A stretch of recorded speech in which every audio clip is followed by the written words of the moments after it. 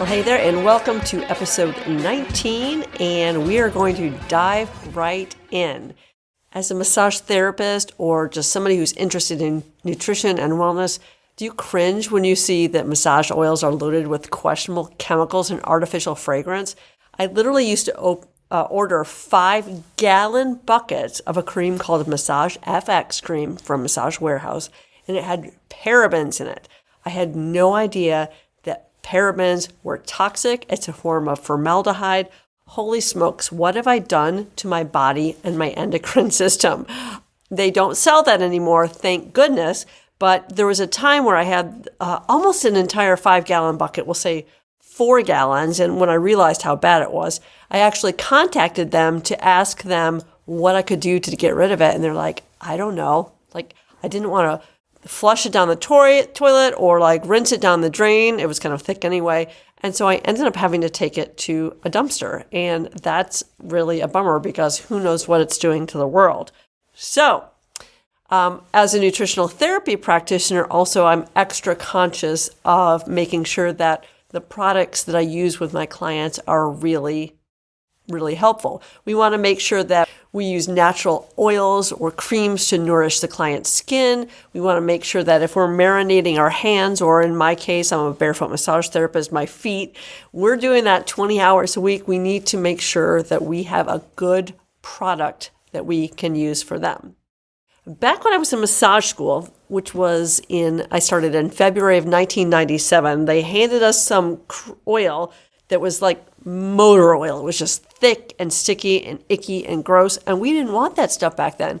We wanted the massage cream from Bed Bath & Beyond that smelled like delicious ripe peaches and whatnot. I've come a long way since then. But in the past few years, I've really come to understand how important the types of oil you use on the clients is. And for not only for them, but for yourself. Seed oils are highly inflammatory. I'm actually intolerant to coconut oil, so I can't use that. I know that's very popular. Coconut oil is very popular in many massage creams and massage oils as well. And unfortunately, I'm not able to use that because then my feet get super itchy and they get red. So that's obviously no good. I also have some clients that are allergic to peanuts, so I can't obviously use up peanut oil, not that you necessarily would want to. And I have a client that's allergic to jojoba oil. So I had this whole process that I went through when I was trying to figure out, well, I can't use creams when I found out that most massage creams have coconut oil in them. What am I going to do and what can I use for my clients? I went back to that discovery of castor oil, which is, I'm pretty sure, what they gave me in massage school in 1997. It's like thick. It's like motor oil. Like, it's really hard to use just by itself as a lubricant. However, when I went to nutritional therapy school a few years ago, I relearned how valuable castor oil is. And I want to talk to you today about how castor oil, which is essentially an ancient remedy, has changed the way that I use massage oil in my practice. So, it's anti-inflammatory. It's got some stickiness and yet some glide to it. It's really good for the skin. So let's talk about why you might want to introduce castor oil into your lubricant, into your massage. Now, it's not for everyone, for sure. Like I said, if you've never used it before, it's super sticky, it's thick. I want to show you what I use, which is called, it's from the Heritage Store, established in 1969, organic castor oil nourishing treatment. I use this all the time. I use this on my face as soon as I wash it. Every night and every morning, I use just a couple drops. You only need a little bit. If you're going to use it on your face, you can rub it into your wrinkles, all the things. This is cold pressed, which is really important. It's hexane free, which is really important. And I will have a link to this in the comments if you're interested in adding castor oil to your massage practice. So the first thing I'd like to say about it before I talk about the benefits is that castor oil, as I mentioned before, is very sticky. And it's really hard to move if you like to really glide in your massage.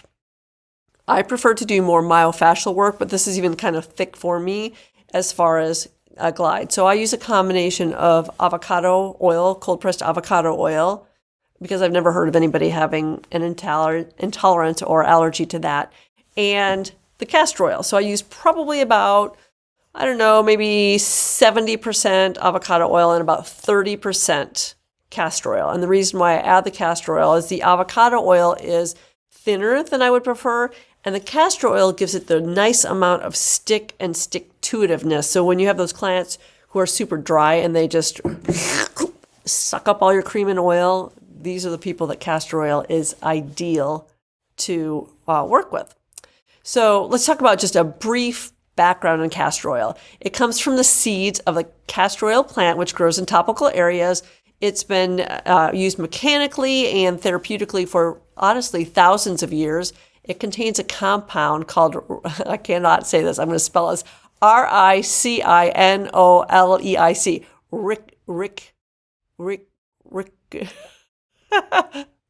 ricinoleic acid, which gives it its anti-inflammatories and analgesic properties. It's been used traditionally orally to relieve constipation. It can be used topically to ease arthritic pain and improve circulation. I also learned in massage school, we studied the works of a John Harvey Kellogg, who wrote the first book about massage back in the late 1800s. He talked about castor oil and how it's perfect to use as an analgesic and a fixer-upper for strains and sprains. And the way you use it is you tear flannel. It could be like an old shirt or an old flannel sheet. You put the castor oil on that, so you soak the fabric in it. And so say it's my elbow that's bothering me. You can wrap these strips of flannel soaked in castor oil around your elbow, and then you wrap it with plaster wrap. You can leave it on there for about 20 minutes or even overnight. And honestly, it works really well for strains and sprains. Now, it's very messy, and that's why you want to wrap it in castor oil, because if you do get castor oil on your sheets, it will stain. I got it on a shirt recently. It did stain. But if you use a bioenzyme and you know ahead of time that you've got stains on your shirts or on your sheets, you can soak it, and that will help take that out. So why would you want to use castor oil for massage? So it's great for sprains and strains. It's really good for constipation if you drink it. Obviously, you don't want your clients to be drinking it. And honestly, I will tell you that it does have a little bit of a funky smell to it. So it's kind of like, I don't know, woodsy or manly or it's not pretty. So I add essential oil to my oil container. So I have a glass container that I have the avocado oil in, and then I pour the castor oil in, and then I add essential oil until it smells just right. Whatever kind of essential oil I happen to be in the mood for that day when I mix it up.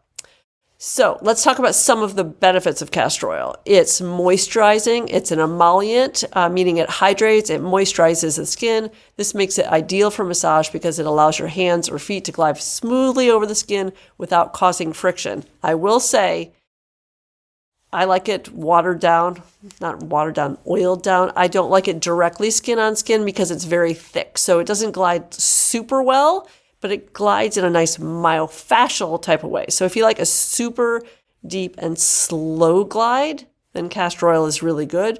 But if you want something that's a little bit better for effleurage, mix it with some other type of oil.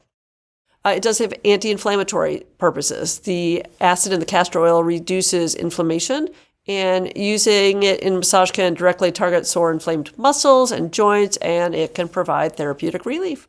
The analgesic qualities offer natural pain-relieving effects. Now, it's not like taking a Vicodin or an analgesic, anything like that, but it's a topical product that can help reduce that kind of pain. It will improve circulation. The castor oil is thought to stimulate blood circulation and lymph drainage.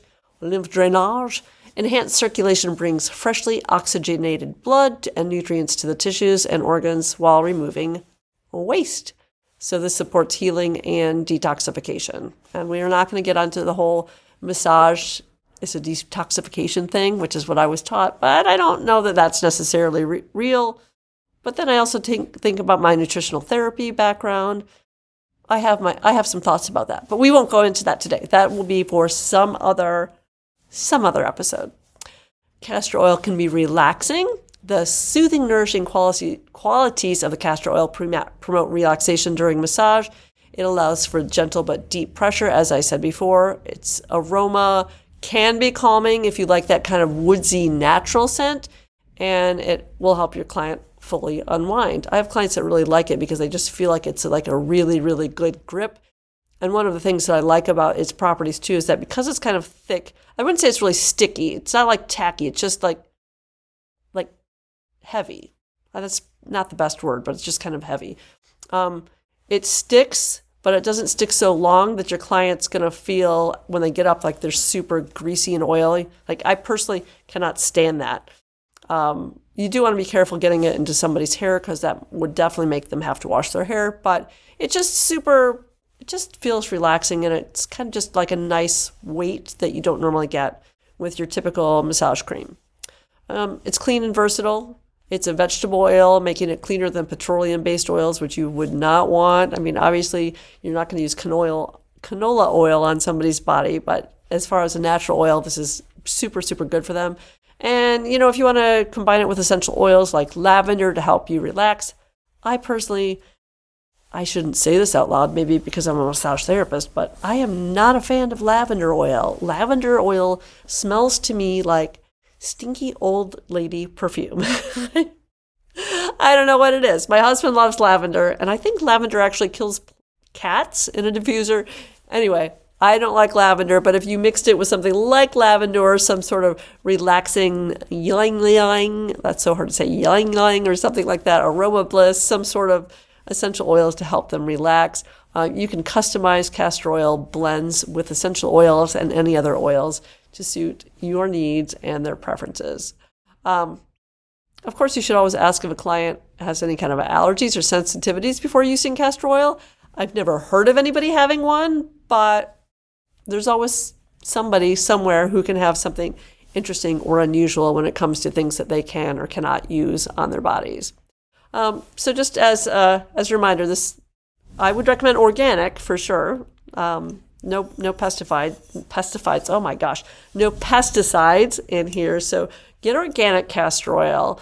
It's moisturizing. It's anti-inflammatory. Can help boost your circulation and has relaxing properties. So I think it's a really great way to enhance the type of massage you're doing. Like I said, I personally don't use this directly by itself. I mix it with avocado oil. You can mix it with olive oil, grapeseed oil.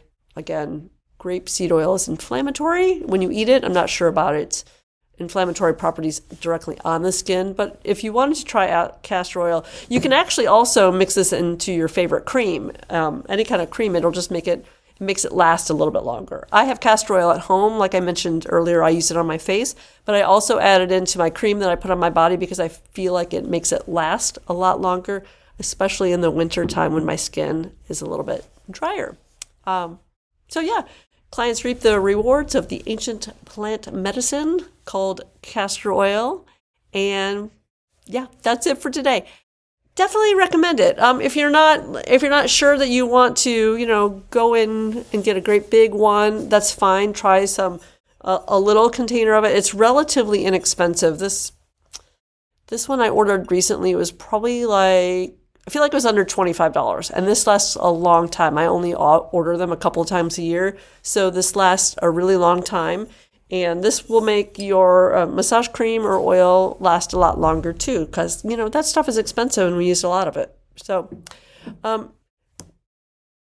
castor oil has a lot of benefits to it. I would definitely recommend that you add it and then maybe get a little bit thicker with it and play with it. I know that the kind of lubricant you use on your client is very much personalized from therapist to therapist, but since you use your hands, and if you're a barefoot massage therapist, your feet or your forearms, you use it in creams and oils all the time, then you definitely want to make sure that you're using a good quality oil so that you're not ruining your body in the process of trying to make your own client feel better.